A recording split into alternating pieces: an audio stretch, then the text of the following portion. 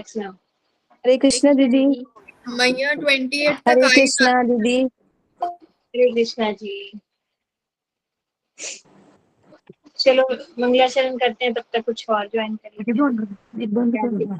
ज्ञानांजन चला रहे थे ये 10 मिनट विष्णु बताए रूप पृष्ठ है भूतले श्रीमती भक्ति नारायण को समिति नामिने श्री रूप श्री सनातन भट्ट रमना श्री जीव पार्वती रघुनाथ श्री साई कर चरण धन्य तुम विनाश गुष्ठ वांछा कल्पतरु श्री कृपा सिंधु जय पतितानां पावने वैष्णव भक्त्या विहीना अपराध लक्ष्य शुद्ध शिवमूर्ति चरण कृपा मई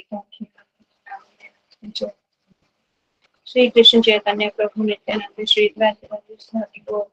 हरे कृष्ण कृष्ण कृष्ण हरे हरे हरे राम राम हरे कृष्ण कृष्ण कृष्ण हरे हरे हरे राम राम हरे कृष्ण कृष्ण हरे हरे हरे राम राम हरे। सबसे पहले मैं अपने गुरुदेव के चरणों में अनंत कोटि दंडवत प्रणाम करती हूँ। उसके बाद पूज्य सुंदर गोपाल प्रभु जी को मेरा दंडवत प्रणाम, मेरे गुरु भाई बहनों को मेरा दंडवत प्रणाम, आप सभी कथा विपासों को भी मेरा दंडवत प्रणाम। श्रीमद् भागवत जी के चरणों में भी दंडवत प्रणाम।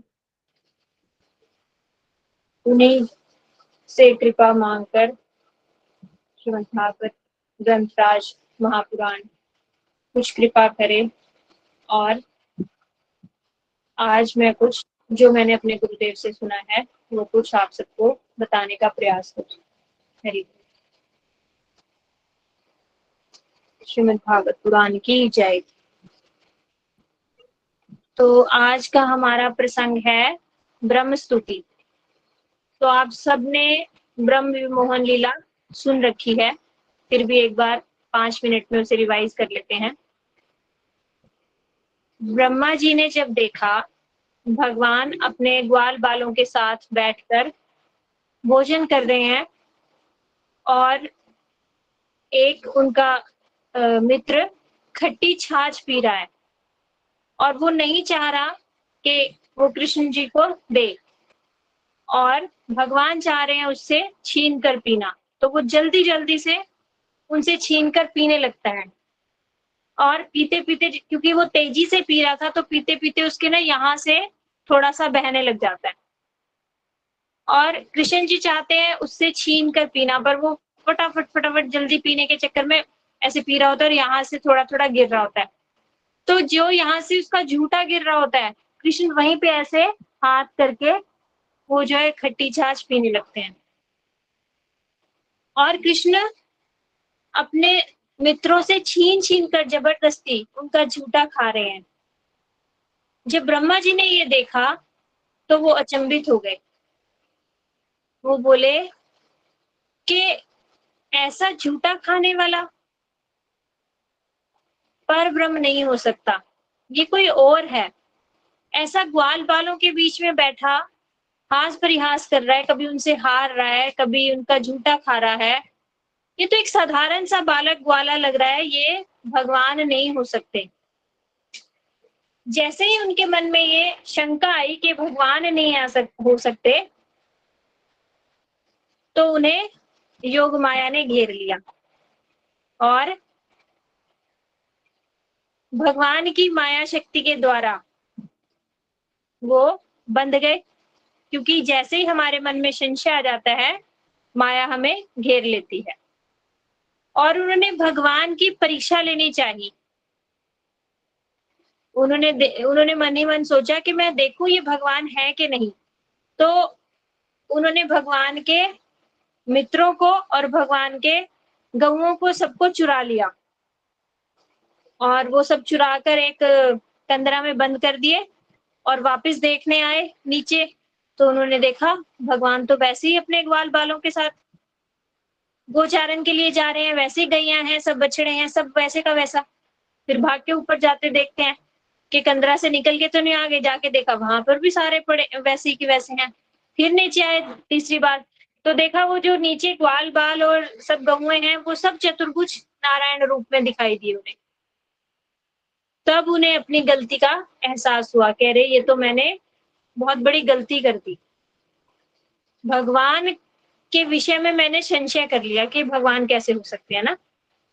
तो भगवान को मनाने के लिए फिर उन्होंने कुछ स्तुति की है, जिसको हम ब्रह्म स्तुति ये 10वें स्कंद में 14th चैप्टर है, 14वां चैप्टर है ब्रह्म स्तुति के नाम से, ब्रह्मा जी द्वारा कृष्ण की स्तुति। तो भगवान को मनाने के लिए वो कैसे कैसे स्तुति कर रहे हैं, हम ये आने वाली 2 क्लासेस में सुनेंगे। तो सबसे पहला जो श्लोक उन्होंने बोला वो हम एक बार उच्चारण करते हैं। नौमिड्यते अभ्र वपुषु तडिदंबराय गुंजावतंस परिपिच्छल सन्मुखाय वन्यस्रजे कवलवेत्र विषाण वेणुना लक्ष्मी श्रीये मृदुपदे पशुपांग जाए। इस श्लोक का अर्थ है, ब्रह्मा जी ने कहा, हे प्रभु, आप ही एकमात्र पूज्य भगवान हैं। ये ब्रह्मा जी कह रहे हैं, कोई साधारण व्यक्ति नहीं कह रहा। ब्रह्मा जी जो कि भगवान की सृष्टि के पहले जीव हैं, सबसे पहले ब्रह्मा जी को बनाया भगवान ने। तो इस ब्रह्मांड के पहले जीव कौन है? ब्रह्मा जी। फिर आगे ब्रह्मा जी ने आगे सृष्टि की। तो जो पहले जीव हैं वो कुछ तो स्पेशल होंगे ना, हमारे जैसे बद्ध जीव तो नहीं होंगे, वो इतने कलुषित बुद्धि वाले तो नहीं होंगे, समझदार होंगे, पहले जीव हैं। तो वो ये बात कह रहे हैं, इससे हमें समझना चाहिए कि वो उनसे हमें शिक्षा लेनी चाहिए, और जो वो बात कह रहे हैं वो सही है, उसमें शंका नहीं करनी चाहिए। तो वो क्या कह रहे हैं? आप ही एकमात्र पूज्य भगवान हैं। तो ये पहला डाउट जो हमारे दिमाग में चलता है कि बहुत सारे भगवान हैं, शिव जी भगवान है, गणेश भगवान है, देवी भगवान है। नहीं, केवल और केवल ब्रह्मा जी ने बोला एकमात्र आप ही पूज्य भगवान हैं। एक डाउट क्लियर? अतएव आपको प्रसन्न करने के लिए मैं आपको सादर नमस्कार करता हूँ और आपकी स्तुति करता हूँ। हे ग्वाल नरेश पुत्र। ग्वाल नरेश कौन है? नंद बाबा है। वहां पर नंद बाबा गोकुल के राजा है ना, ग्वालों के राजा नंद बाबा हैं। वसुदेव जी को ग्वाल नरेश नहीं कहा जा सकता, तो उन्होंने क्या कहा? ग्वाल नरेश पुत्र, मतलब आप नंद नंदन हो। यहाँ पे हमारा दूसरा डाउट क्लियर होना चाहिए कि भगवान जो है मथुरा में नहीं जन्मे। भगवान कहाँ जन्मे? गोकुल में जन्मे। भगवान किसके पुत्र हैं? नंद बाबा और यशोदा मैया के पुत्र हैं। तो देवकी और वसुदेव के कौन है? देवकी और वसुदेव के यहाँ पे प्रकट हुए थे भगवान, जन्मे नहीं थे। जो भगवान स्वयं है कृष्ण, वो गोकुल में ही जन्म लिया उन्होंने, और उनका नारायण विष्णु तत्व एक नारायण रूप में वहां पर प्रकट हुए। क्योंकि इतना तो आपने भी सुना होगा कि जेल में वहां पर चतुर्भुज रूप में भगवान प्रकट हुए थे। तब उन्होंने वसुदेव और देवकी जी ने बोला था कि हमने आपको पुत्र के रूप में प्रार्थना करी है, तो आप छोटे से बालक बन जाइए। तब भगवान छोटे से बालक रूप में आए थे। तो जो मथुरा में भगवान आए थे वो विष्णु तत्व हैं। आगे आगे और बहुत सारे हमारे डाउट्स यहाँ पर क्लियर होंगे, हमें बहुत अच्छे से सिद्धांत इसी एक स्तुति में समझ आएंगे।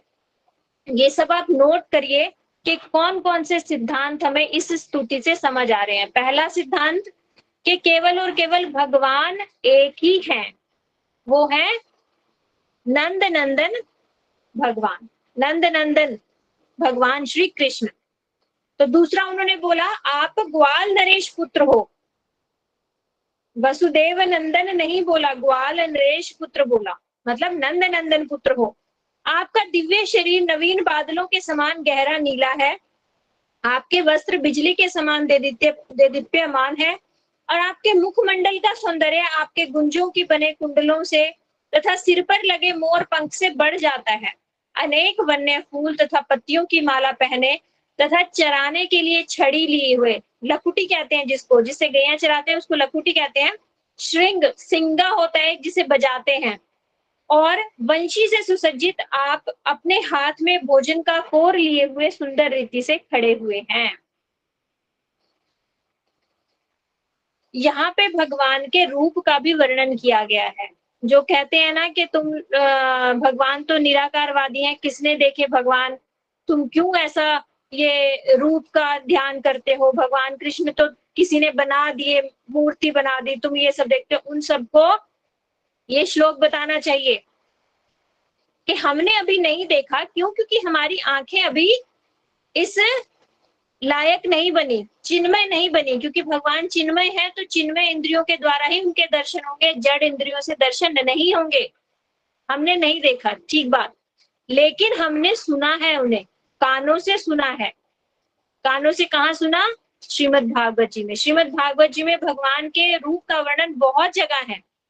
यहाँ पर ब्रह्मा जी उनके रूप का वर्णन कर रहे हैं। ये उनका नित्य रूप है। जो ब्रजेंद्र नंदन श्याम सुंदर है, वो उनका नित्य स्वरूप है। वो ऐसे ही किशोर हैं, ऐसे ही उनका रंग है, ऐसे उनके वस्त्र हैं, ऐसी माला है, ऐसा उनका स्वरूप है। ये उनका भगवान का हमें रूप पता चला सुनकर। भगवान के दर्शन पहले कानों से होते हैं। कानों के द्वारा सुनते सुनते सुनते एक दिन हृदय में प्रकाशित होंगे। यदि हमने कानों से सुने ही नहीं, अपने मन से मन घड़ंत घड़ लिए, तो वो कल्पना होगी। लेकिन हमने कानों से श्रीमद् भागवतम जी से, एक प्रमाणिक गुरु से जब सुनेंगे, तो वो प्रकाशित होंगे हमारे अंदर। तो ये हम श्रीमद् भागवत जी में ब्रह्मा जी से सुन रहे हैं, कोई साधारण व्यक्ति नहीं बोल रहा, ब्रह्मा जी बोल रहे हैं। तो ब्रह्मा जी ने बोला, एक तो परम पूज्य केवल आप ही भगवान हो, दूसरा आप ग्वाल नरेश पुत्र हो, यानी आप नंद नंदन हो, और तीसरा आपका स्वरूप कैसे है। ये पहले श्लोक में ब्रह्मा जी ने हमें बताया। कोई यदि आपसे कहे ना कि कहाँ लिखा है कि भगवान ने गोकुल में जन्म हुआ भगवान का, ये मथुरा में खड़े होके हमारे गुरुदेव ने इसको प्रमाणित किया था। यही सब श्लोक हमारे गुरुदेव ने कोट किए थे कि तुम श्रीमद् भागवत जी को तो मानते हो ना, तो कोई भी बोला नहीं आगे, क्योंकि श्रीमद् भागवत जी को ही नहीं मानेंगे तो फिर किसको मानेंगे। तो सबका सर नीचे हो गया कि हाँ, श्रीमद् भागवत जी को तो मानते ही हैं। तो बोले श्रीमद् भागवत जी में ही तो श्लोक है, तो ये श्लोक भी कोट किया था उसमें से। ऐसे 8-10 और श्लोक है जहां पर बताया गया है स्पष्ट रूप से कि भगवान नंद नंदन है, भगवान देवकी नंदन नहीं है, और भगवान का जन्म गोकुल में हुआ है, मथुरा में नहीं। ये हमारे गुरुदेव ने मथुरा में, मथुरा के पंडों के बीच में ये प्रमाणित किया था। इसी तरह श्लोकास के प्रमाण दे देंगे। तो आप भी ये श्लोक याद रख सकते हो। कोई आपसे पूछे कि ये कहाँ लिखा है, ये तो कहते हैं गौड़िया मठ वालों ने बना दिया। नहीं, गौड़िया मठ वालों ने नहीं बनाया, ये श्रीमद् भागवत का ही प्रमाण है, जहां पर ब्रह्मा जी बोल रहे हैं कि आप ग्वाल नरेश पुत्र हो, नंद नंदन हो। ठीक है, अब दूसरा श्लोक है। दूसरे श्लोक में ब्रह्मा जी बोल रहे हैं, हे प्रभु, ना तो मैं ना ही अन्य कोई आपके इस दिव्य शरीर की शक्ति का अनुमान लगा सकता है। ब्रह्मा जी यहाँ पर अपनी गलती स्वीकार करते हुए बोल रहे हैं कि आपके स्वरूप को कोई जान ही नहीं सकता। जिसने मुझ पर इतनी कृपा दिखाई है, आपका शरीर आपके शुद्ध भक्तों की इच्छा पूरी करने के लिए प्रकट होता है। यद्यपि मेरा मन भौतिक कार्यकलापों से पूरी तरह विरत है, तो भी मैं आपके साकार रूप को नहीं समझ पाता। तो भला मैं आपके ही अंतर में आपके द्वारा अनुभूत सुख को कैसे समझ सकता। यहाँ पर ब्रह्मा जी कह रहे हैं कि उन्होंने भगवान के पद का अनादर किया, तो श्री कृष्ण ने सर्वप्रथम उन्हें अपनी दिव्य शक्ति प्रदर्शित करके मोहित कर दिया ना। जैसे ही उनके मन में इच्छा आई, मतलब इच्छा नहीं, संशय आया कि ये भगवान नहीं हो सकते, तो भगवान ने उन्हें मोहित कर दिया कि ठीक है, फिर तू देख। और फिर अपनी शक्ति दिखाई कि जिनको तू चुरा के ले गया, साधारण ग्वाल बाल समझ रहा है, वो सब तो चतुर्भुज रूप विष्णु तत्व है। ये सारे के सारे ये साधारण नहीं है ग्वाल बाल जिनके साथ मैं बैठा हूँ। भगवान जिनके साथ लीलाएं करेंगे वो कोई साधारण जीव थोड़ी ना होंगे। और जब ब्रह्मा उनके विनीत भक्त बन गए, तब उन्होंने साक्षात दर्शन करवाए। तो यहाँ पे हमें दूसरा सिद्धांत समझ आता है कि भगवान को कोई भी जान नहीं सकता। ब्रह्मा जी ये बात कह रहे हैं, जब ब्रह्मा जी नहीं जान सकते तो हमारी क्या औकात जिसे कह सकते हैं, है ना। हम कैसे भगवान को जान सकते हैं, जब ब्रह्मा जी तक कह रहे हैं, जो भगवान के प्रथम जीव हैं, 4 मुख वाले हैं ब्रह्मा जी, और वो कह रहे हैं कि भगवान को कोई जान नहीं सकता। लेकिन फिर आगे उन्होंने बताया कि आपको कौन जान सकता है? जिसको आप जनवाना चाहें, जिस पे आप कृपा कर दें, वो ही केवल आपको जान सकता है। तो वो अपने अपने लिए कह रहे हैं कि मैंने तो अपराध किया आपके चरणों में, मैं आपको नहीं जानने लायक, लेकिन आपकी अहेतु की कृपा है कि फिर भी आपने मुझे दर्शन दिए। भगवान के द्विभुज रूप के दर्शन, जो उनका नित्य रूप है, उसके दर्शन पाना बहुत मुश्किल है, लेकिन ब्रह्मा जी को भगवान ने अपने द्विभुज रूप के नित्य स्वरूप के दर्शन दिए। तो ब्रह्मा जी इसमें इसके लिए बोल रहे हैं कि आपने मेरे ऊपर अहेतु की कृपा की, तभी मैं आपको देख पा रहा हूँ, वरना आपको देख पाना, आपका ये स्वरूप देख पाना और आपकी लीलाओं को देख पाना कि आप कैसे परब्रह्म होते हुए भी ब्रजवासियों के साथ उनके सखा बनकर कैसे लीलाएं कर सकते हो। ये हम समझ सकते हैं कि भगवान है और भगवान का ऐश्वर्य से हम भगवान को समझ सकते हैं, लेकिन भगवान की माधुर्यमयी लीलाओं को देखते हुए भी हम भगवान को भगवान मान लेना, ये बहुत मुश्किल बात है। हमारी बुद्धि चकरा जाती है और हम कहते हैं अरे ये तो हमारे जैसा साधारण सा बालक है, ये रो रहा है खाने के लिए, देखो जैसे हम रोते हैं ऐसे तो ये रो रहा है, भूख लगी है इसे, ये झूठ भी बोल रहा है। हमें तब समझ नहीं आता कि ये भगवान है। भगवान अपने भक्तों के वशीभूत होकर ऐसी दिव्य लीलाएं कर रहे हैं, उनको आनंद आता है। भगवान ने एक जगह बोला भी है कि कोई मुझे स्तुतियों के द्वारा मेरी स्तुति करे, श्रुतियों और उनसे पुराणों से लेकर, मुझे उतना आनंद नहीं आता। कोई मुझे प्यार से गाली दे तो मुझे आनंद आता है। तो ब्रजवासी वही लोग हैं जो भगवान को कहते हैं बाहर जा, तुझे आना नहीं यहाँ पे, काले तू बाहर जा। और भगवान हाथ जोड़ के कहते नहीं नहीं, मुझे अकेला मत छोड़ो, मुझे अपने साथ रखना तुम। ये है प्रेम की वशीभूतता। यहाँ पर सर्वोच्च प्रेम दिखाया गया है। भगवान ने दिखाया है कि मैं प्रेम के कैसे वशीभूत हो जाता हूँ, यही प्रेम मुझे चाहिए। भगवान हमें ये दिखा रहे हैं।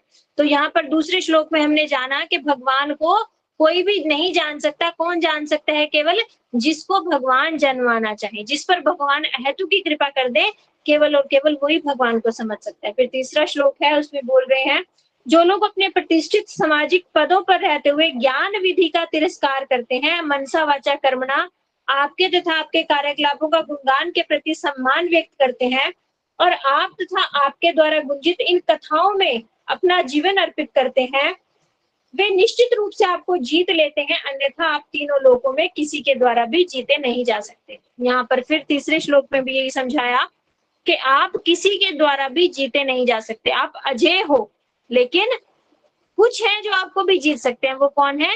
जो आपकी हरि कथा सुनते हैं, जिन्होंने अपना मन आपकी कथाओं में दे रखा है।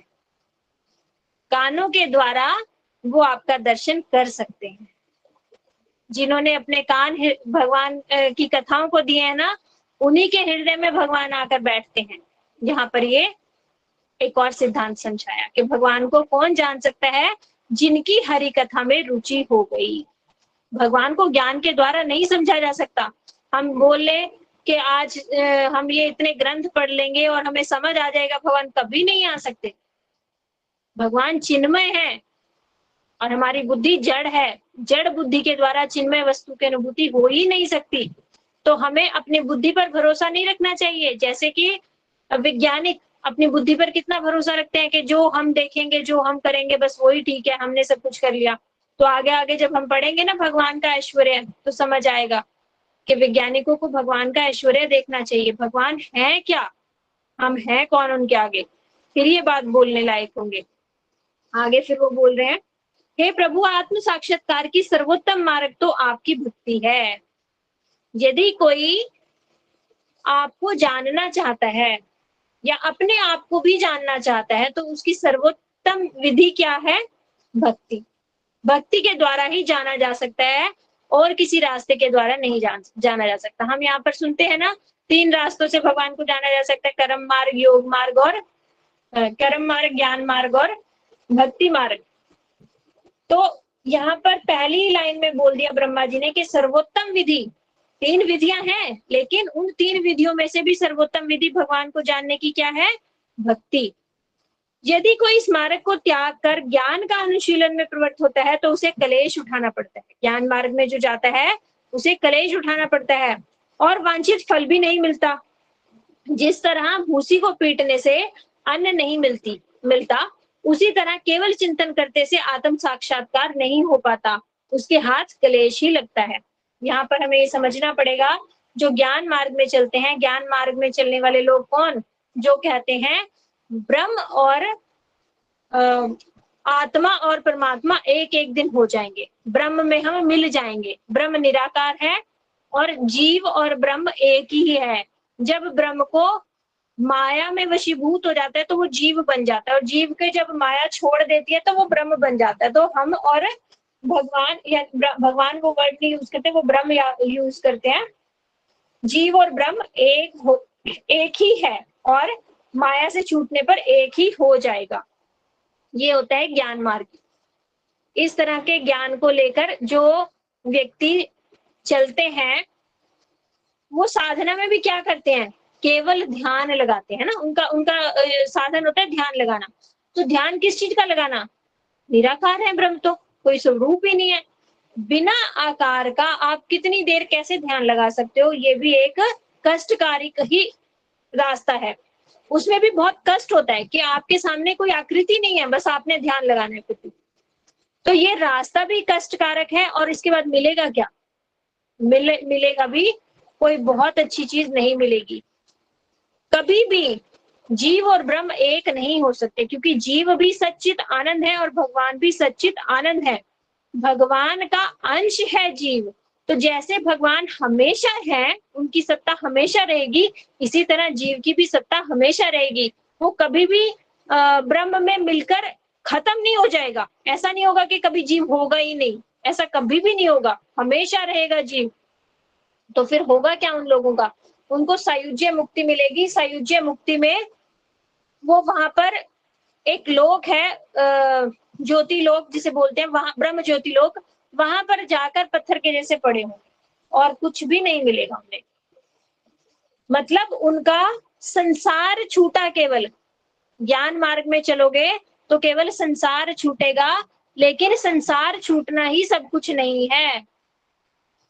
संसार छोड़ने के बाद हमें इससे अच्छा जीवन हम जी सकते हैं। इसको उदाहरण से समझो, जैसे किसी व्यक्ति के सर में दर्द हो, एक डॉक्टर बोले सर दर्द है, सर ही काट दे, ना सर रहेगा ना दर्द रहेगा।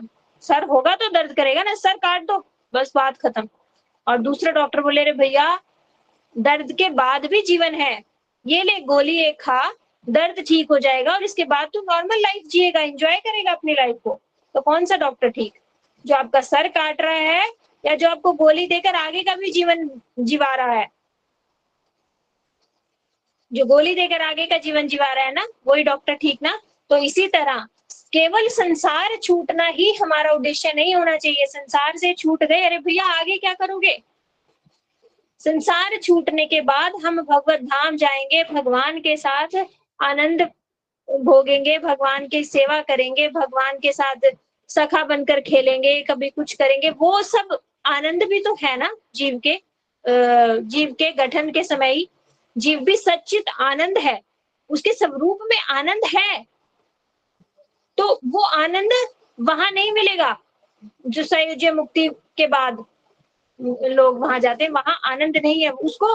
वो भी है बहुत, उसको कहते हैं एक बूंद है। यदि भक्ति में सेवा करते हुए जो भगवान के धाम में जब हम चले जाएंगे, वहां जो आनंद हमें मिलेगा, उसकी वो सागर है। उस सागर की एक बूंद वो ब्रह्मानंद है, जो कहते हैं ना हमें आनंद आता है ऐसे ध्यान लगाने में और हम आनंदित हो जाएंगे, वो एक बूंद है। तो साधन के समय में भी क्लेश और साधन के बाद जो कुछ मिला वो भी बहुत कम। तो ज्ञान मार्ग में नहीं जाना बोल रहे हैं। और तो इस ज्ञान मार्ग में जो जाता है वो बिल्कुल वैसे ही समझो जैसे गेहूं जब उगती है तो उसके दाने निकाल लिए जाएं, बाकी जो भूसी बचती है उस भूसी को कोई पीटता रहे।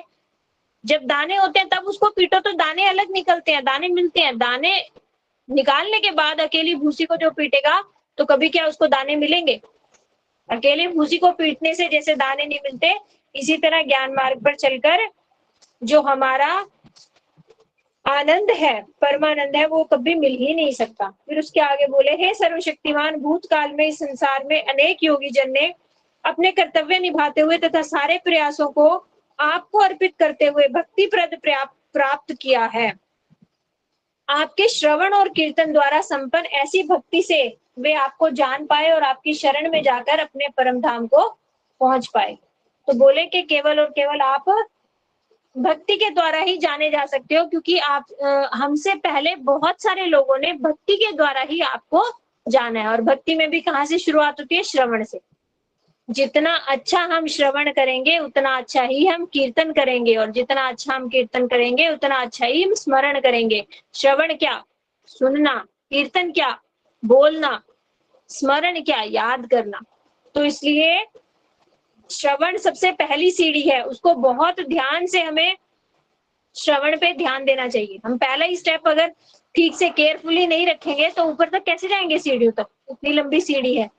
तो श्रवण पे बहुत ध्यान देना चाहिए। फिर आगे बोल रहे हैं, किंतु अभक्त गण आपके पूर्ण साकार रूप में आपका अनुभव नहीं कर पाते, फिर भी हृदय के अंदर आत्मा की प्रत्यक्ष अनुभूति द्वारा वे निर्विशेष ब्रह्म के रूप में आपका अनुभव कर सकते हैं। किंतु वे ऐसा तभी कर सकते हैं जब वे अपनी मन तथा इंद्रियों को सारी भौतिक उपाधियों तथा इंद्रिय विषयों के प्रति आसक्ति से शुद्ध कर ले।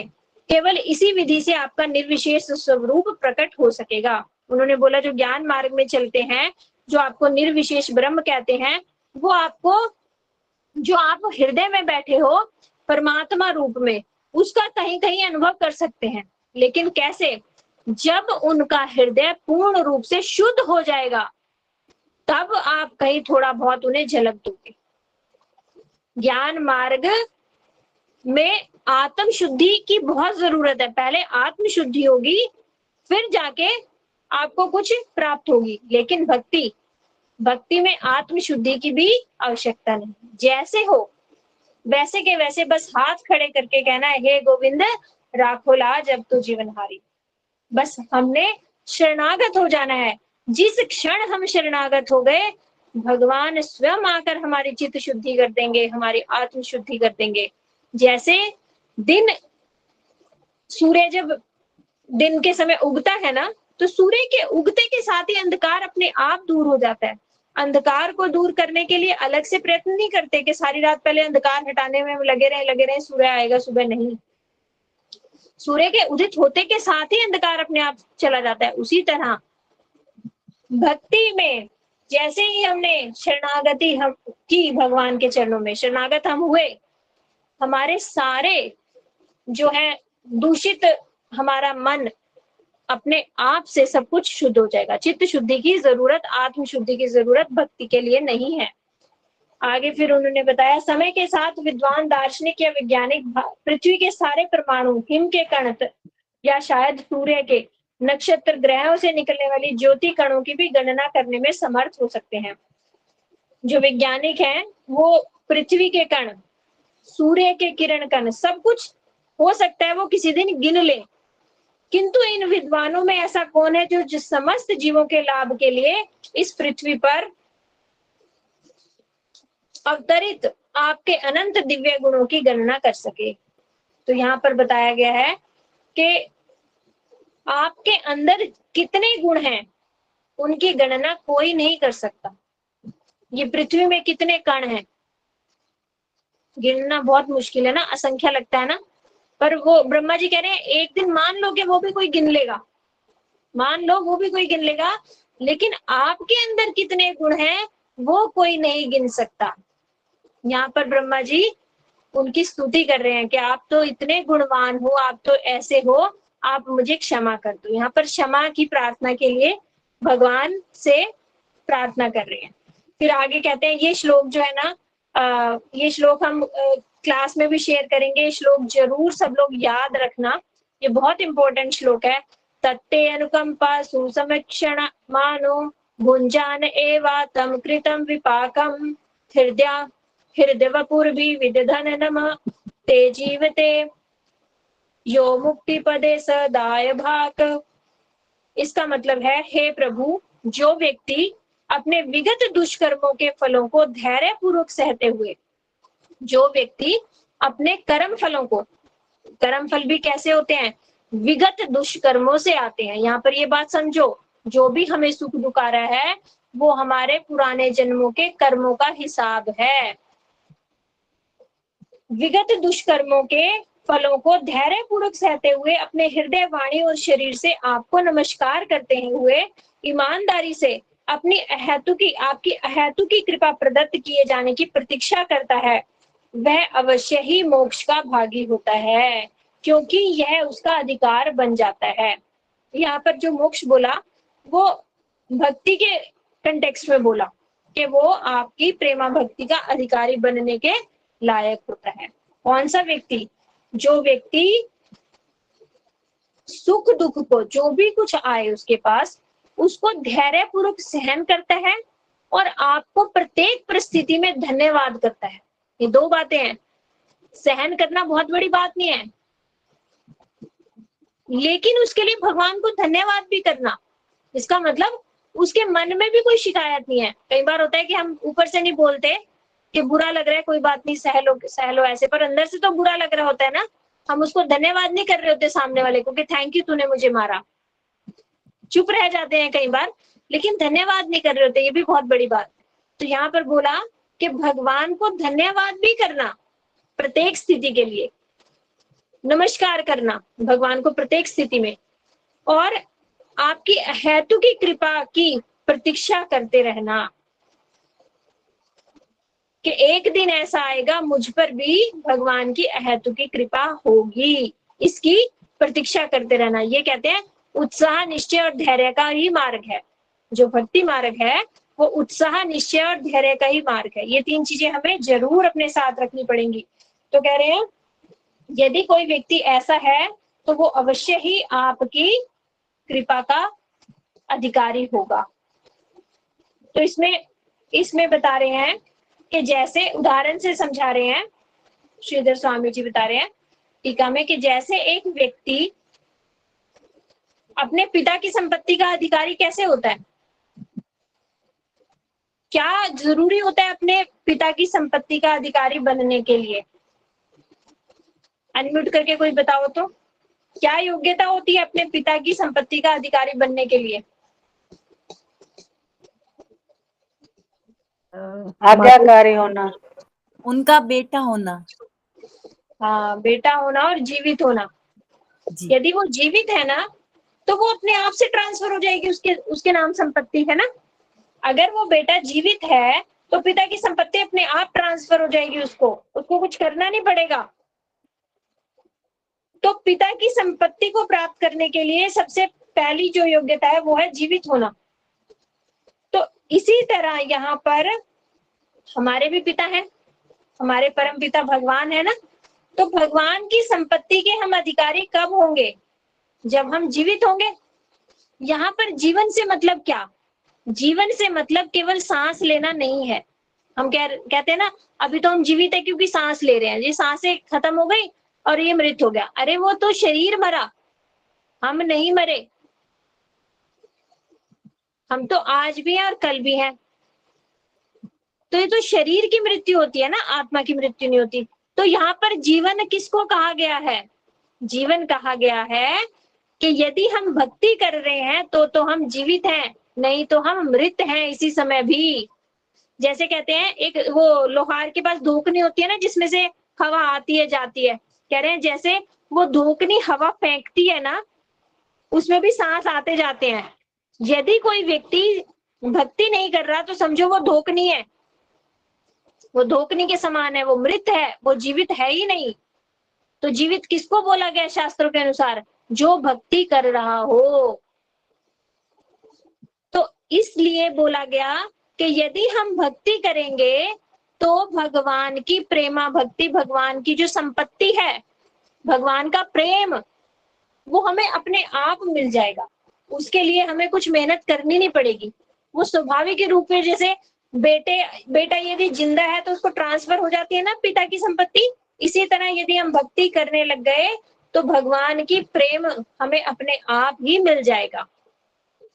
और यहाँ पर बोला कि वो भक्ति कर रहा है और एक ना एक दिन उसे प्रेम की संपत्ति मिल जाएगी। लेकिन अभी सुख दुख क्यों आ रहे हैं फिर उसके ऊपर? कहते हैं ना भगवान के जो शरणागत हो जाए तो भगवान तो सारे पापों को खत्म कर सकते हैं, है ना? इसीलिए कहते हैं कि भगवान ने कहा है ना गीता जी में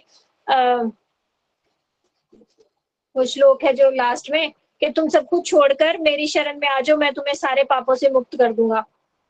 श्लोक अभी याद नहीं आ रहा उसमें यही है ना कि तुम मेरी शरण में आ जाओ, मैं तुम्हें सारे पापों से मुक्त कर दूंगा, डरो मत। तो भगवान की शरणागत तो वो हो गया, भगवान की भक्ति कर रहा है, तो उसके पाप क्यों नहीं खत्म हुए? अभी भी उसको दंड क्यों मिल रहा है? सुख दुख क्यों आ रहे हैं? तो यहाँ पर ये समझाया गया कि पूर्व जन्म की जो पाप करने की मनोवृत्ति है वो अभी बची है। जैसे कहीं पर बहुत जगह बहुत सारा कूड़े का ढेर जमा हो, एक दिन कूड़े वाला आके वो कूड़ा उठा के ले जाए, कूड़ा सारा वहां से हट गया, लेकिन वहां पर बहुत दिनों से कूड़ा जमा हुआ था तो बहुत दुर्गंध थी। तो कूड़ा पूरा हटने के बाद भी कई दिनों तक दुर्गंध नहीं जाती ना, दुर्गंध आती रहती है। इसी तरह हमारे पाप तो भगवान ने खत्म कर दिए, भगवान का नाम हमने शुरू करा करना, भगवान की भक्ति करना शुरू किया, पाप हमारे कट गए, लेकिन वो पाप करने की मनोवृत्ति जो है ना वो तो भी है। उसको साफ करने के लिए फिर क्या किया जाता है? वहां पे रगड़ रगड़ कर धुलाई की जाती है ना, फिर कहीं जाके दुर्गंध दूर होती है। तो उसी तरह समझो एक भक्त जो भगवान के शरणागत होकर ये सब क्वालिफिकेशन उसके आ गई है कि वो सुख दुख में धन्यवाद भी कर रहा है और वो भगवान को प्रत्येक स्थिति में धन्यवाद भी कर रहा है और जो है धैर्य पूर्वक भगवान की अहेतु की कृपा की प्रतीक्षा भी कर रहा है। तो भी सुख दुख क्यों आ रहे हैं? क्यों? क्योंकि उसकी पाप करने की मनोवृत्ति को भगवान बिल्कुल खत्म कर देना चाहते हैं कि कहीं पे कुछ कण भी ना बचा हो, वो भी खत्म कर दे। तो ईश्वर की संपूर्ण सृष्टि का उद्देश्य जीव की उस प्रवृत्ति को सुधारना है। जो हमारे ऊपर सुख दुख आते हैं ना, कभी भी इसको ये मत समझना कि भगवान हमें सुख दुख देना चाहते हैं, नहीं।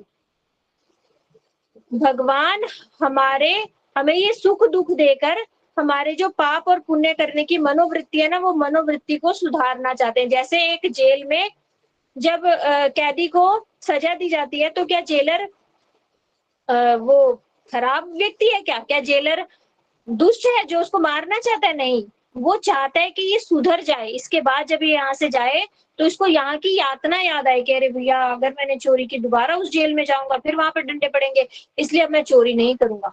तो वो उसको सुधारने के लिए कष्ट आ रहे हैं। तो ये जो सुख दुख हमारे ऊपर आ रहे हैं ना, हमारी चित्त वृत्ति जो दूषित हो चुकी है, जो कलुषित हो चुकी है, उसको साफ करने के लिए, हमें सुधारने के लिए सुख दुख आ रहे हैं। इसलिए कभी भी सुख दुख का जिम्मेवार किसी सामने वाले को मत ठहराना, ये हमारे ही अपने पूर्व जन्मों के कर्म फल।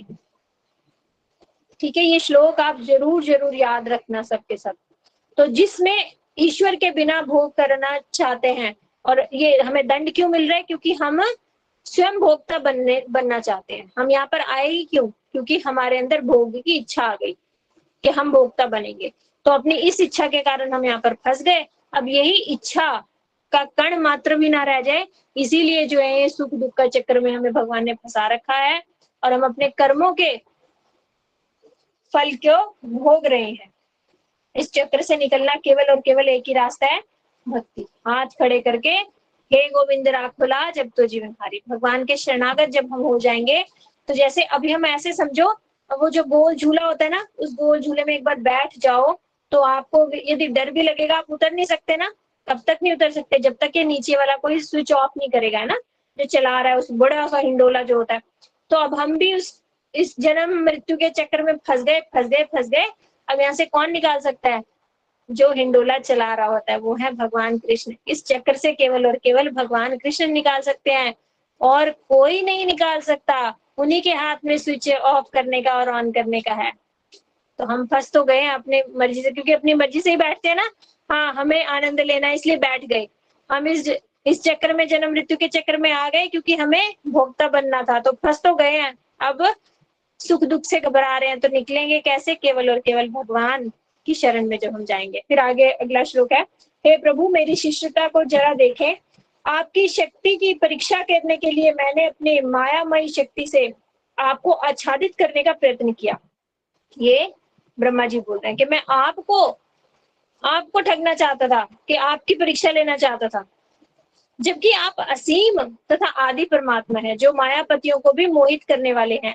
आपके समान भला मैं क्या हूँ? विशाल अग्नि के उपस्थित मैं एक छोटी सी चिंगारी हूँ। यहाँ पर ब्रह्मा जी ने एक और सिद्धांत हमें समझाया कि भगवान कभी भी माया के कंट्रोल में नहीं आ सकते। भगवान हमेशा मायाधीश है। भगवान यहाँ पर आए हुए ना, इस संसार में आए हुए, जड़ जगत में 5000 साल पहले यहीं आए थे ना भगवान, यहीं पर ये लीला हुई थी वृंदावन में। तो भगवान जड़ जगत में भी जब आते हैं तब भी वो माया के कंट्रोल में नहीं होते, तब भी वो माया के कंट्रोलर ही होते हैं, मायाधीश ही होते हैं। कभी ऐसा मत समझना कि भगवान भी तो इस धरती पर आए थे तो भगवान को दुख कष्ट भोगना पड़ा था। नहीं, भगवान को कोई दुख कष्ट भुगवा ही नहीं सकता। जीव और भगवान में यही फर्क है कि जीव माया के कंट्रोल होने के लायक है, लेकिन भगवान जो है वो हमेशा माया के कंट्रोलर हैं, मायाधीश हैं। और यहाँ पर उन्होंने बोला मैं आपके सामने एक छोटी सी चिंगारी की तरह हूं।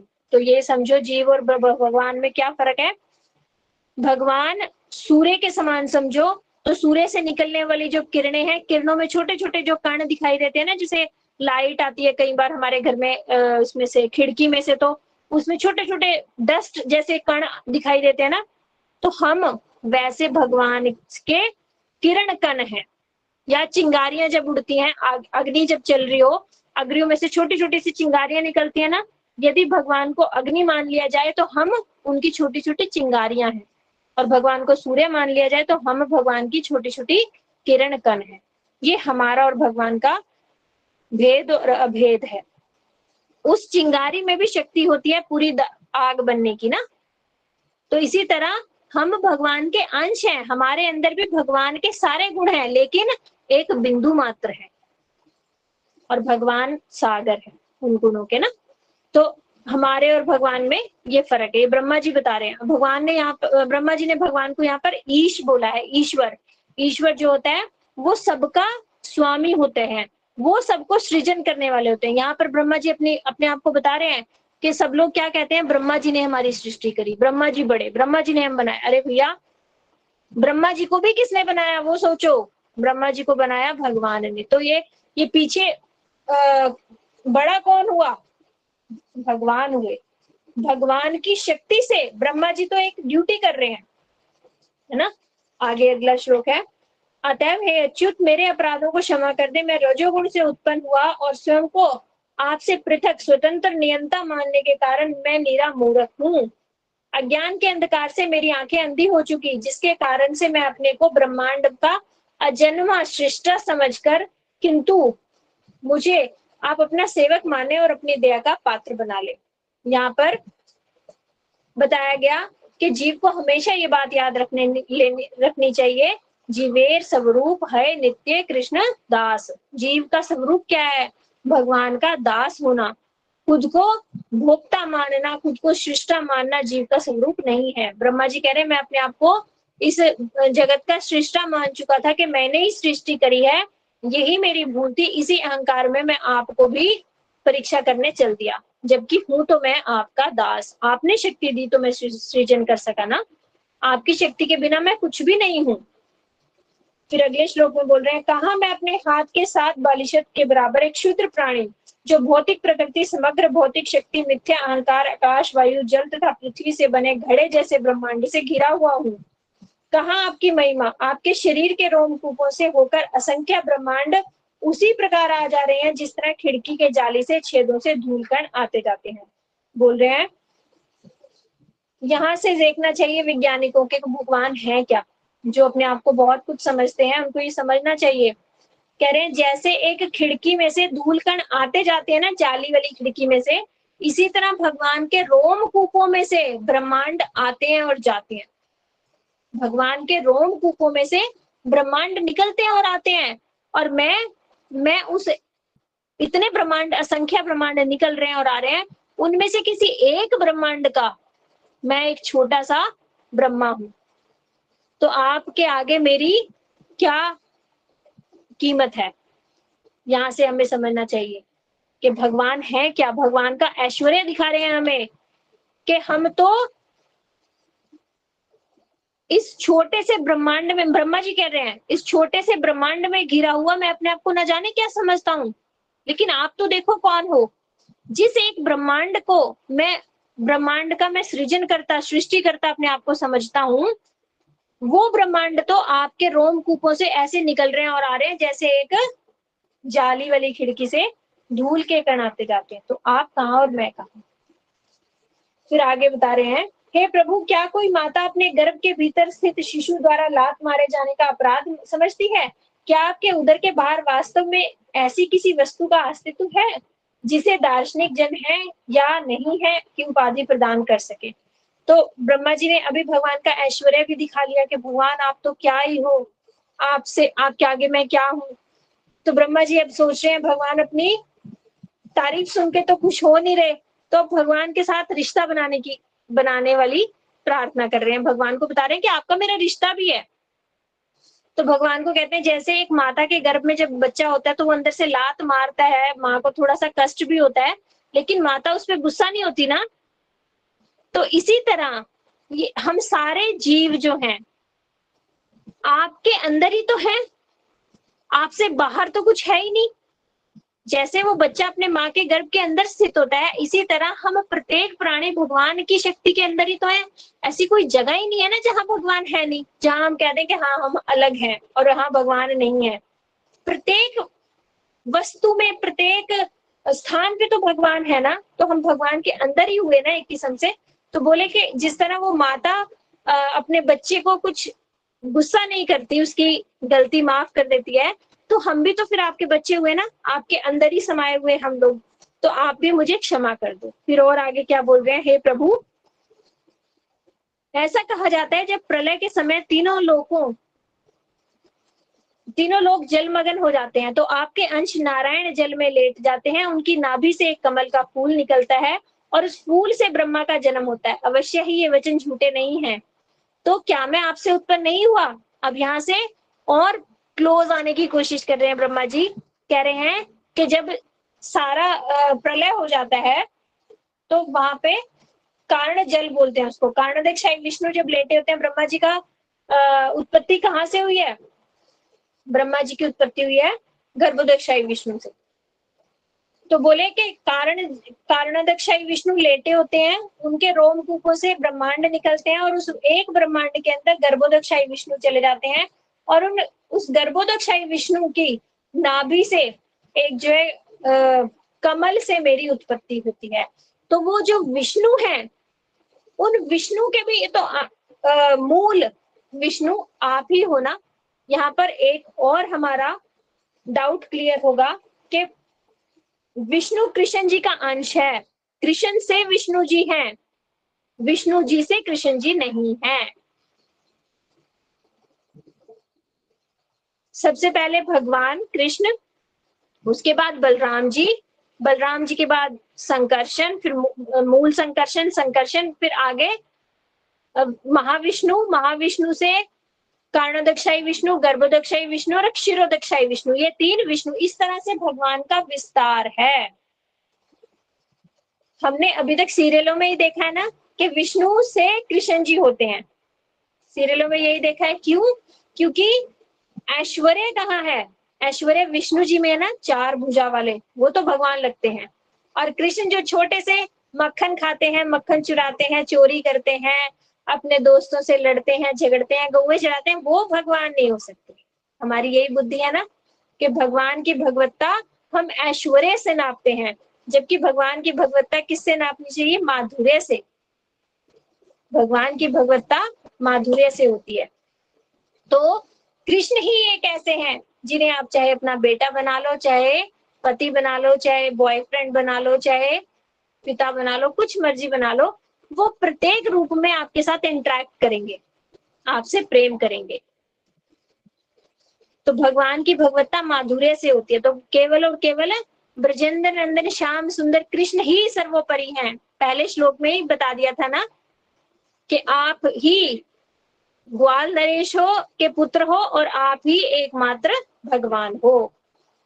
उन्होंने कृष्ण जी को बोला था एकमात्र भगवान हो, विष्णु जी को नहीं बोला था। तो यहाँ से एक और हमारा डाउट क्लियर होना चाहिए कि ब्रह्मा जी कह रहे हैं कि मैं तो नारायण का अंश हूं और नारायण आपसे अलग तो है ही नहीं, आप तो मूल नारायण हो, तो इस नाते में आपका भी अंश हुआ। तो हे परम नियंता, आप देहधारी जीव को आत्मा तथा समस्त लोगों के शाश्वत साक्षी होने के कारण आप भी तो आदि नारायण हैं। निस्संदेह भगवान नारायण आपके ही अंश हैं। यहाँ पर ये बात याद रखनी चाहिए कि जो नारायण है वो भगवान कृष्ण के अंश हैं। नारायण भगवान कृष्ण के अंश हैं, भगवान कृष्ण नारायण के अंश नहीं है। ये बात रट लो। वे नारायण इसलिए कहलाते हैं क्योंकि ब्रह्मांड के आदि जल के जनक हैं। जो ब्रह्मांड का जल है नर प्लस आयन, मतलब उस जल के आदि है, जनक है। वे सत्य हैं, आपकी माया से उत्पन्न नहीं है। नारायण भगवान की माया से उत्पन्न नहीं है, भगवान ही है, लेकिन भगवान का ऐश्वर्यशाली स्वरूप है। नारायण भगवान का ऐश्वर्यशाली स्वरूप है। और भगवान कृष्ण और विष्णु में यही समझना, जैसे एक समझ लो ऑफिस वाला रूप और एक समझ लो घर वाला रूप, या ऐसे समझो कि जैसे चंद्रमा की कलाएं। चंद्रमा तो चंद्रमा ही है ना, कहीं पर वो थोड़ा सा कम दिखाई देता है और कहीं पर थोड़ा सा ज्यादा दिखाई देता है। तो इस तरह से जो विष्णु तत्व है उनमें 60 गुण है और जो कृष्ण है उनमें 64 गुण है। जो 4 गुण है रूप माधुरी, लीला माधुरी, गुण माधुरी और वेणु माधुरी, ये केवल और केवल कृष्ण के अंदर है। तो इस तरह से गुणों की अधिकता से भी अगर आप समझना चाहो तो 64 गुण केवल और केवल ब्रजेंद्र नंदन श्याम सुंदर में है, द्वारका वाले कृष्ण में भी नहीं है। ब्रजेंद्र नंदन श्याम सुंदर जो है वो ही है पूर्ण ब्रह्म भगवान कृष्ण। तो गर्भोदकशाही विष्णु, शिरोदकशाही विष्णु और कारणोदकशाही विष्णु, हमने यहाँ पर 3 विस्तार देखे भगवान के। आगे, हे प्रभु, यदि संपूर्ण ब्रह्मांड को शरण देने वाला आपका यह दिव्य शरीर वास्तव में जल में शयन करता है, तो फिर आप मुझे तब क्यों नहीं दिखे जब मैं आपकी खोज कर रहा था, और तब क्यों आप सहसा प्रकट नहीं हो गए यद्यपि मैं अपने हृदय में तो ठीक से देख नहीं पा रहा था। यहाँ पर ब्रह्मा जी तब की बात याद दिला रहे हैं जब ब्रह्मा जी उत्पन्न हुए ना कमल से, तो उन्होंने उन चारों तरफ जल ही जल देखा, उन्हें भगवान दिखाई नहीं दे रहे थे। जिनसे वो प्रकट हुए कारणोदकशाही विष्णु, वो भी नहीं दिखाई दे रहे थे। तो उन्होंने सोचा कि मैं इस कमल की नाल में से निकला हूं ना, तो वो वापस कमल की नाल में गए कि यहाँ कहीं तो इसका एंड मिलेगा, मुझे सिरा मिलेगा जहां से उगी होगी। तो वो कितने करोड़ों जन्मों तक, मतलब कितने करोड़ों साल तक ऊपर नीचे होते रहे, लेकिन उनको वो उसका सिरा नहीं मिला। एंड कहाँ होता है उस कमल की नाल का, वो नहीं मिला। तो वो थक के हार के जब आकर वहीं बैठ गए, तब उनको केवल 2 शब्द सुने थे, तप तप तप, मतलब तपस्या करो। तब उन्होंने तपस्या करी थी, तब भगवान की केवल वाणी सुनाई दी थी। तो भगवान ने उन्हें चतुर्श्लोकी श्रीमद् भागवत सुनाई थी। तो ब्रह्मा जी पूछे, आप मुझे तब क्यों नहीं दिखाई दिए, तब मैं आपको इतना ढूंढ रहा था। तो इसमें आगे फिर भगवान बोल रहे हैं, तो इससे निष्कर्ष निकला कि भगवान का दिव्य शरीर भौतिक नहीं है, पितु अचिंत्य योग शक्तियों से ओतप्रेत नित्य आध्यात्मिक स्वरूप है। दूसरे शब्दों में ब्रह्मा ने समस्त योग शक्ति के स्वामी भगवान को ललकार कर अच्छा नहीं किया। यहाँ पर ये समझाया जाता है कि उस समय ब्रह्मा जी अपनी बुद्धि से भगवान को ढूंढना चाहते थे, तो भगवान नहीं मिले। वो पूछ रहे हैं तब क्यों नहीं मिले भगवान, तो भगवान बता रहे हैं तब तुम अपनी बुद्धि से ढूंढ रहा था मुझे, और अब कैसे मिल गए भगवान। अब भगवान ने स्वयं अहेतु की कृपा करी है, जो भगवान उनके सामने प्रकट हो गए। फिर आगे बोले, प्रभु आपने इसी अवतार में सिद्ध कर दिया कि आप माया के परम नियंत्रक हो। यद्यपि आप इस ब्रह्मांड के भीतर हैं, किंतु सारा ब्रह्मांड आपके दिव्य शरीर के भीतर है। इसको आपने इस तथ्य को माता यशोदा के समक्ष उदर के भीतर ब्रह्मांड दिखलाकर सिद्ध कर दिया। एक बात और यहाँ पे सिद्धांत समझ लो भगवान सब में है, भगवान सब में है, हम सबके अंदर है ना परमात्मा स्वरूप में, लेकिन सब भगवान नहीं है। ये बात भी बहुत अच्छे से समझ लेनी चाहिए हमें। लेकिन सब भगवान नहीं है, हम भगवान के अंश हैं लेकिन भगवान नहीं है। और भगवान एक ऐसे हैं जो अंदर भी हैं और बाहर भी हैं। जैसे अगर हम इस कमरे के अंदर एक घड़ा देख रहे हैं, कमरे के अंदर तो घड़ा है, लेकिन घड़े के अंदर क्या कमरा हो सकता है? कमरे के अंदर घड़ा है, दिखाई दे रहा है, लेकिन क्या कभी ऐसा हो सकता है कि पूरा कमरा भी घड़े के अंदर है? नहीं हो सकता ना, दो चीजें। लेकिन भगवान ऐसे हो सकते हैं, भगवान के अंदर ब्रह्मांड है और भगवान स्वयं भी ब्रह्मांड के अंदर है। जब माता यशोदा के सामने अपने मुंह के अंदर ब्रह्मांड दिखाया तो यही बात सिद्ध करी ना कि भगवान इस ब्रह्मांड में जन्म लेके आए, इस ब्रह्मांड के अंदर है, और ये सारा ब्रह्मांड भगवान के अंदर भी है। माता यशोदा भगवान के सामने बैठी है और माता यशोदा भगवान के मुंह के अंदर भी दिखाई दे रही है। तो ये केवल और केवल भगवान की अचिंत्य शक्ति है जो चिंतन से परे है, इसे कहते हैं अचिंत्य शक्ति। तो भगवान इस जगत में मायाधीश है हमेशा। ऐसा मत समझना कि भगवान इस जगत में आ गए तो हमारे जैसे आए हैं वो भी माया के कंट्रोल में आ सकते हैं, नहीं, हमेशा मायाधीश रहेंगे। इस जगत में भगवान का आना कैसा आना? जैसा एक जेल में एक जेलर का जाना और कैदी का जाना। कैदी अपनी सजा भुगतने के लिए वहां जाता है, अपनी गलतियों का वजह से वहां जाता है, अपराध जो उसने किया उसका कष्ट भोगने के लिए जाता है। और जेलर किस लिए जाता है? जेलर अपनी मर्जी से जा सकता है, अपनी मर्जी से आ सकता है। वहां पर वो जॉब करता है, वो सिर्फ देखने जा रहा है जेल है कैसी, है ना। ऐसा नहीं है कि उसको जबरदस्ती ठूसा जा रहा है। तो भगवान का इस जगत में आना जैसे एक जेलर है ना, उसका मन करा जब चाहे वो जेल में जा सकता है, जब चाहे आ सकता है ना, उसी की जेल है। तो इस तरह से फिर आगे बोले, जिस तरह आप समेत यह सारा ब्रह्मांड आपके उदर में प्रकाशित किया गया था, उसी तरह जब उसी रूप में यहाँ पर प्रकट हुआ, आपकी अचिंत्य शक्ति की व्यवस्था के बिना भला ऐसा कौन कर सकता है? ये भगवान की अचिंत्य शक्ति है। फिर आगे, क्या आपने आज मुझे यह नहीं दिखलाया कि आप स्वयं तथा इस सृष्टि की प्रत्येक वस्तु आपकी अचिंत्य शक्ति के ही प्राकट्य हैं? भगवान ने दिखा दिया ना, प्रत्येक ग्वाल बाल सबको चतुर्भुज रूप में दिखा दिया। तो बोल रहे हैं कि सब चीज जो है वो भगवान की अचिंत्य शक्ति का ही प्रकट्य है। सर्वप्रथम आप अकेले प्रकट हुए, तत्पश्चात आप वृंदावन के बछड़ों तथा अपने मित्र ग्वाल बालों के रूप में प्रकट हुए। उसके बाद आप उतने ही चतुर्भुज विष्णु के रूप में प्रकट हुए जो मुझ समेत समस्त जीवों द्वारा पूजे जा रहे हैं। तत्पश्चात आप उतने ही संपूर्ण ब्रह्मांडों में प्रकट हो गए। तदंतर आप अद्वितीय परम ब्रह्म अपने अनंत रूप में वापस भी आ गए। तो ब्रह्मा जी कह रहे हैं आज आपने दिखा दिया कि आप ब्रह्मांड के अंदर भी हो और ब्रह्मांड के बाहर भी, ये केवल आप ही हो सकते हो। फिर आगे बोल रहे हैं, आपकी वास्तविक दिव्य स्थिति से अपरिचित व्यक्तियों के लिए आप इस जगत के अंश के रूप में अपने को अपनी अचिंत्य शक्ति के अंश द्वारा प्रकट हुए अवतरित होते हैं। इस तरह ब्रह्मांड के सृजन के लिए आप मेरे ब्रह्मा के रूप में, पालन के लिए विष्णु जी के रूप में और संहार के रूप में शिव जी के रूप में प्रकट होते हो। जो व्यक्ति हम जैसे कोई बिल्डिंग बनती हुई देखते हैं तो वहां पर लेबर को देखते हैं ना, लेबर काम कर रहा है और हम कहते हैं वाह वाह, लेबर कितना कितना अच्छा है, इसने पूरी बिल्डिंग बना दी। लेकिन जो समझदार व्यक्ति होगा वो क्या बोलेगा, इस लेबर के पीछे कोई इंजीनियर है जो इसे गाइडेंस दे रहा है कि यहाँ पे ये करना है, यहाँ पे ये करना है, ये सिर्फ कर रहा है। तो जो ये ब्रह्मा विष्णु महेश हमें सामने दिखाई दे रहे हैं कि ये तो ब्रह्मा जी सृष्टि कर रहे हैं, उनके पीछे भगवान है, सब कारणों के कारण भगवान है। भगवान ही उन्हें शक्ति देकर ये सब करवा रहे हैं। तो ब्रह्मा विष्णु महेश के रूप में भगवान स्वयं आते हैं और ये सब करवाते हैं, अपनी शक्ति के द्वारा करवाते हैं मतलब।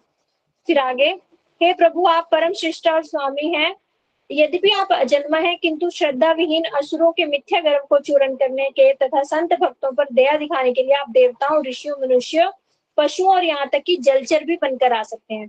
यहाँ पर भगवान के जन्म का कारण बताया। भगवान का जन्म अपनी इच्छा से होता है। भगवान जहाँ चाहते हैं मैं यहाँ पर जन्म लेकर जाऊं तो भगवान वहां पर जन्म लेकर आ जाते हैं। भगवान जलचर मीन रूप में भी आए ना, मछली रूप में आए, कछुआ में आए, कच्छप अवतार में आए।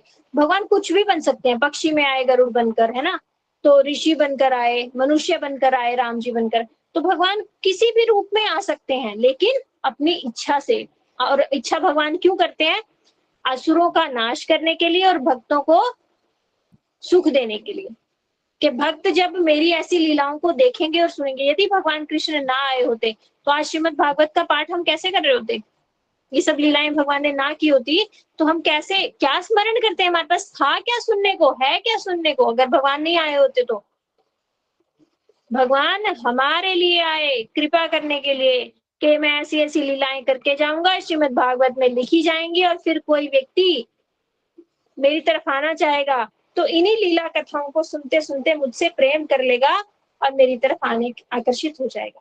ये भगवान ने हमारे ऊपर हेतु की कृपा की है। फिर आगे बोला, हे वुमन, हे भगवान, हे परमात्मा, हे योगेश्वर, आपकी लीलाएं इन तीनों लोक में निरंतर चलती रहती है, किंतु इसका अनुमान कौन लगा सकता है? आप कहाँ हैं, कैसे हैं, कब अपनी आध्यात्मिक शक्ति का प्रयोग कर रहे हैं, इन असंख्य लीलाओं को संपन्न कर रहे हैं, इस रहस्य को कोई नहीं जान सकता। आपकी आध्यात्मिक शक्ति किस प्रकार कार्य कर रही है। तो इसमें फिर दोबारा से बता रहे हैं कि भगवान को केवल वही जान सकता है जिसे भगवान चाहे कि जान लो मुझे, और कोई नहीं जान सकता। फिर अगले श्लोक में बोल रहे हैं, यह संपूर्ण ब्रह्मांड जो कि एक सपने के तुल्य है, प्रकृति से असत है, फिर भी असली प्रतीत होता है। इस तरह यह मनुष्य की चेतना को प्रसन्न कर देता है और बारंबार दुख का कारण बनता है। यह ब्रह्मांड सत्य इसलिए लगता है क्योंकि यह आपसे उद्भूत माया की शक्ति द्वारा प्रकट किया जाता है, जिनके असंख्य दिव्य रूप शाश्वत सुख और ज्ञान से पूर्ण है। कुछ लोग ऐसे कहते हैं ना, जगत मिथ्या, ये संसार झूठा है। संसार झूठा नहीं है। संसार तो भगवान ने बनाया, भगवान की माया शक्ति से बना है, और भगवान की माया शक्ति कोई झूठ नहीं है। भगवान की माया की शक्ति के द्वारा बना ये संसार झूठा नहीं हो सकता। संसार है, सही में है, दिख रहा है हमें, इसको कैसे हम झूठा बोल सकते हैं? तो इसमें झूठा क्या है? झूठा है मैं और मेरा। जैसे इस घर से उदाहरण से समझो, ये घर है, बिल्कुल है, सामने दिखाई दे रहा है। कोई भी किसी से भी पूछो ये घर है ना, बोलेगा हाँ है, दिखाई दे रहा है, लेकिन ये घर मेरा है, ये रॉन्ग है, क्योंकि मुझसे पहले किसी और का था और आगे किसी और का हो जाएगा। तो इस संसार में मैं और मेरा झूठा है। ये संसार भगवान की सेवा के लिए बना है, यहाँ की प्रत्येक वस्तु भगवान की सेवा के लिए बनी है, तो ये संसार बहुत सुंदर है। और ये संसार मेरे भोगने के लिए बना है, ये संसार मेरा है, तो ये संसार माया है। बस इतना सा फर्क है। तो ये संसार हमें फंसा लेगा। आगे, आप ही परमात्मा, ये भगवान के लिए बोल रहे हैं। भगवान कौन है? आप ही परमात्मा, आदि भगवान। आदि भगवान यानी भगवान का कोई आदि नहीं है। भगवान को किसी ने नहीं बनाया। एक ने मुझसे कुछ समय पहले प्रश्न पूछा था कि भगवान को किसने बनाया। यदि भगवान को कोई बनाने वाला होगा तो वो भगवान से बड़ा होगा ना। भगवान सबसे बड़े हैं। क्यों? क्योंकि उनको किसी ने नहीं बनाया, उन्होंने सबको बनाया। तो इसलिए भगवान आदि है। भगवान के आदि कोई नहीं है। भगवान को बनाने वाला कोई हो ही नहीं सकता। वो इसीलिए भगवान है क्योंकि उनको किसी ने नहीं बनाया। तो हे परमात्मा, आप आदि भगवान परम सत्य, भगवान परम सत्य है। स्वयं प्रकट, भगवान को कोई प्रकट नहीं करवा सकता कि मैं इतनी माला कर लूं तो भगवान प्रकट हो जाएंगे, मैं इतने यज्ञ कर लूं तो भगवान प्रकट हो जाएंगे। छलावा है ये, कभी नहीं भगवान को कोई प्रकट कर सकता। वो स्वयं प्रकट है। जहां पर चाहेंगे प्रकट होना, वहां पर वो प्रकट होंगे। केवल अनंत तथा अनादि हैं। आप शाश्वत, अच्युत, पूर्ण, अद्वितीय। अद्वितीय मतलब आपके जैसा कोई दूसरा है ही नहीं। यदि भगवान के जैसा कोई दूसरा हो गया तो बहु ईश्वरवाद हो जाएगा, बहुत सारे ईश्वर हो जाएंगे। नहीं, भगवान के समान कोई नहीं है। अद्वितीय है, समस्त भौतिक उपाधियों से मुक्त है। न तो आपके सुख को कोई रोका जा सकता और न ही आपके भौतिक कल्मश से कोई नाता। तो जो भगवान हमें यहाँ पे दिखाई देते हैं ना, कह रहे भगवान भी तो वहां गए, लोग कहते हैं ना भगवान को, राम को कितना दुख मिला, ये संसार तो है ही दुखालय, भगवान राम आए ना उन्होंने भी दुख पाया। नहीं, ये रॉन्ग है। भगवान का दुख से कोई नाता ही नहीं है। भगवान को कोई दुखी नहीं कर सकता। भगवान का सुख कहीं कभी कम नहीं हो सकता। क्यों? क्योंकि ये बद्ध जीव के लक्षण है कि हमारा सुख बढ़ बढ़ के कभी खत्म भी होगा। जैसे हम रसगुल्ला खाने लगते हैं, एक खाया बहुत स्वाद लगा, दो खाया बहुत स्वाद, तीन चार तक बहुत स्वाद लगा, उसके बाद क्या होगा? पेट फूलने लग जाएगा, 5, 6, 7, 10 में तो हमारे बुरे हाल हो जाएंगे, वॉमिटिंग हो जाएगी, ये होगा। तो हमारा सुख बढ़ता है और कम भी होता है, ये बद्ध जीव का लक्षण है। भगवान का सुख कभी कम नहीं हो सकता, सच्चित आनंद है वो। फिर आगे बोला, जिन्होंने सूर्य जैसे आध्यात्मिक गुरु से ज्ञान का स्पष्ट दृष्टि प्राप्त कर लिया है, वे आपको समस्त आत्माओं की आत्मा तथा हरेक के परमात्मा के रूप देख सकते हैं। इस तरह आपको आदि पुरुष स्वरूप समझकर भव सागर से पार कर सकते हैं। यहाँ पे गुरु जी की महिमा बताई। ओम अज्ञानतिमिरान्धस्य गाते हैं ना हम सब लोग, ओम अज्ञानतिमिरान्धस्य ज्ञानांजन शलाकया चक्षुरुन्मीलितं येन तस्मै श्री गुरुवे नमः। जिन गुरु जी ने मेरे ज्ञान रूपी शलाका यानी सुरमा लगाकर मेरी अज्ञानता को दूर कर दिया, तो कोई यदि भगवान को जान सकता है वो कैसे, जो कोई सदगुरु के चरणाश्रित होता है। सदगुरु ही हमारी जब अज्ञानता दूर करते हैं, हमें ज्ञान प्रदान करते हैं, तब हम भगवान को समझने के लायक बन सकते हैं। फिर आगे बोला, जिस व्यक्ति को रस्सी से सर्प का भ्रम हो जाता है वह भयभीत हो उठता है, किंतु यह अनुभव करने पर तथाकथित सर्प तो था ही नहीं, वह अपना भय त्याग देता है। इसी प्रकार जो लोग आपको समस्त आत्माओं के परमात्मा के रूप में नहीं जान पाते, उनके लिए विस्तृत माया संसार उत्पन्न होता है, किंतु आपका ज्ञान होने पर वह तुरंत दूर हो जाता है। इसमें यह बताया कि हम ये जो माया में फंसे हुए हैं, ये दूर कैसे होगी। इसको एक उदाहरण से समझो, जैसे एक छोटा बच्चा एक पिलर को ऐसे पकड़ ले और बोले मुझे खंबा छोड़ नहीं रहा, मुझे ये पिलर छोड़ नहीं रहा, बचाओ बचाओ मुझे, इससे बचाओ। तो कोई समझदार व्यक्ति आके कहेगा भैया ऐसे हाथ खोल दे, इस पिलर को तूने पकड़ा हुआ है, पिलर ने तुझे नहीं पकड़ा हुआ। इसी तरह माया ने हमें नहीं पकड़ा हुआ, हमने माया को पकड़ा हुआ है, और हम चिल्ला क्या रहे हैं, माया ने पकड़ लिया, माया ने पकड़ लिया, माया ने पकड़ लिया। जैसे ही हमें भगवत संबंधी ज्ञान हो जाएगा, माया उसी तरह दूर हो जाएगी जैसे सूर्य उगते ही रात का अंधेरा दूर हो जाता है ना। तो हमें अभी भगवत संबंधी ज्ञान नहीं है, इसलिए हम अभी माया में के द्वारा पकड़े हुए अपने आप को फील कर रहे हैं, जबकि हम तो भगवान के अंश हैं। हम ये शरीर नहीं है, हम संसार में फंसने लायक नहीं है।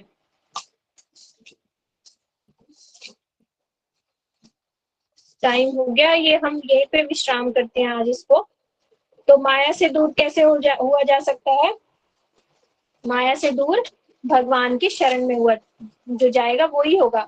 जैसे भगवान ने गीता जी में बोला ना कि मेरी माया बहुत वो है, कठोर है, बहुत मुश्किल है माया को पार करना, लेकिन यदि कोई मेरे शरणागत हो जाए तो वो बिल्कुल वैसे पार कर लेता है जैसे एक गाय के खुर, गाय का पांव का जो निशान है उसमें गड्ढे में पानी भर जाए, तो वो इतने से गड्ढे को कोई कैसे पार करेगा। ऐसे यहाँ से यहाँ पांव करेगा, निकल जाएगा एकदम से ना, उसको पार करना मुश्किल नहीं ना।